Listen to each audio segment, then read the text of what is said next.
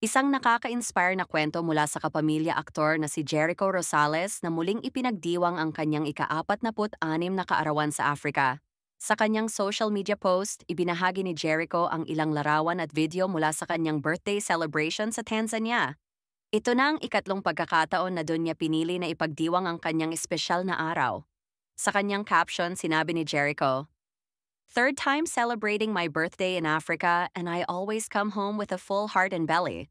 So I'm connecting to the Wi-Fi to say big, big love to the amazing people of Tanzania and everyone who greeted me. Asante sana. So happy to share this experience with at Janine Gutierrez.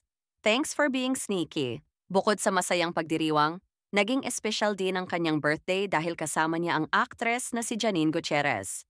Muli, ipinakita ni Jericho na hindi kailangang maging enggrande o magarbo ang isang kaarawan upang maging makabuluhan. Ang mahalaga, ito ay napupuno ng saya, pagmamahal, at mga bagong karanasan na tunay na nagbibigay inspirasyon sa kanyang mga tagahanga. Nagpaabot din siya ng pasasalamat sa Access Travel PH para sa pag-aayos ng kanyang biyahe.